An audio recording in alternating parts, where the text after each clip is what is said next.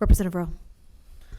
So first of all, I just want to sort of build on what my fellow representative in the Economic Growth Caucus mentioned, that not only is Pennsylvania 44th for economic growth, but we're also 47th when it comes to the best states regarding tax burden, so third worst.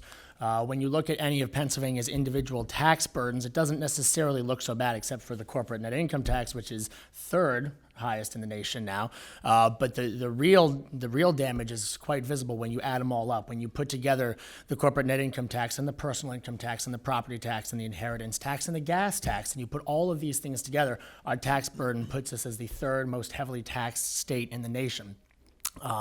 So when you address that economic growth, we're not going to have economic growth until we start to attack that overwhelming tax burden. When businesses we had this discussion just at our Economic Growth Caucus meeting yesterday, 2 days ago. These days are kind of blurring together.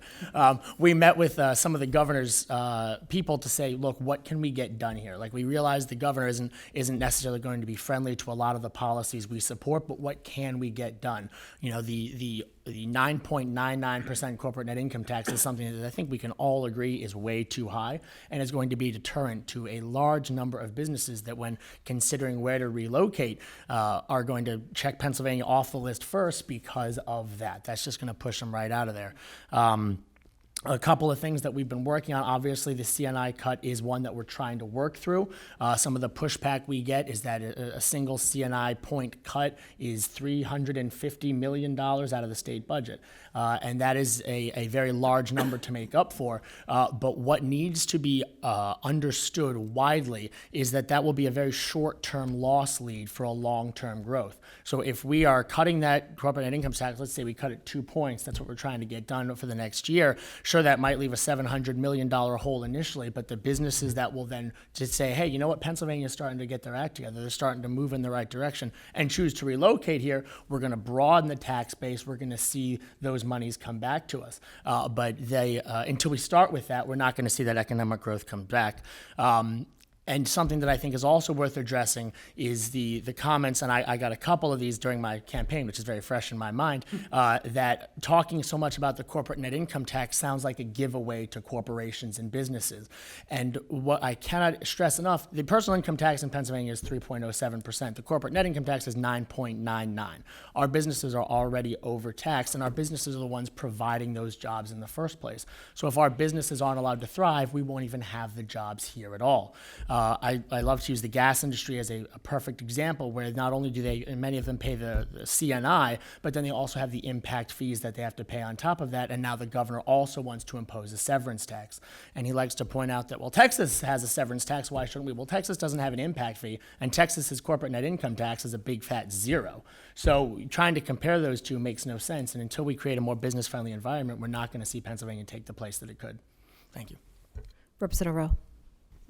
Just to build on that, so I have the Central Susquehanna Valley Transportation Project in part of my district, the large bypass of Route 15 going from Selinsgrove all the way up through almost to the Milton area.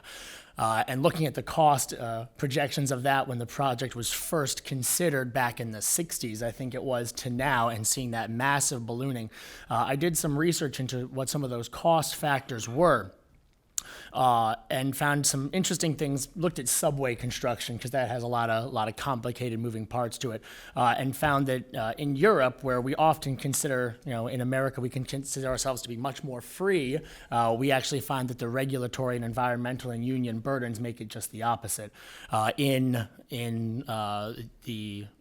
Northern Europe, for example, building a subway, a mile costs between $250 and $400 million. If you go to Canada, it usually costs, on average, these numbers are averages, $150 million a mile. But in New York City, it costs them $3.5 billion per mile. And when you look at the permits that are limiting that sort of growth, you look at the cost associated with those permits, you look at the costs associated with issues like prevailing wage, union contracts, all these other issues. That is why America can't fix a pothole, because all these things that are costing 10 times what they should be costing, and that is definitely limiting that sort of infrastructure investment or business growth. And if I can just add, so I unfortunately was not around to vote on that yet, since I wasn't. But suffice it to say, when that does come up again, I certainly will support it. Somebody had mentioned property tax reform earlier, and it's definitely something we need to work on. But in the meantime, we need to definitely look at these unfunded mandates that the state is passing down, because when the cost is passed along to the counties or the municipalities or the school districts, whatever the mandate may be, that's just driving those local costs up. So we can't talk about property tax reform while also slapping local governments with these unfunded mandates. That's an excellent point, and one that, although we didn't veto the bill, we also didn't create the mandate to change your voting machines in the time frame that was provided. Thank you. I want to make sure that it was clear to everyone. And I actually was a commissioner during HAVA when we had to go to the new system of machines. And I think that it's been so long now, people don't realize what had occurred and why those changes had occurred. So I appreciate your hard work in making that happen. You know, elections aren't easy. The back office has a lot of work to do to make that happen. Thank you. All right, anyone else? Very good. Well, I really appreciate the interaction. It's been a great roundtable. We're thrilled to have all of you here.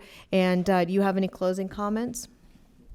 Yeah, I just wanted to let you guys know, especially the local folks, that if you have concerns in the future, I hope I've been accessible to you guys. My office is right across the street. My numbers are all publicly available. So if anything comes out of this conversation that you feel you didn't get to address today, feel free to call me anytime. Excellent. Again, thank you. Enjoy the rest of your beautiful fall day.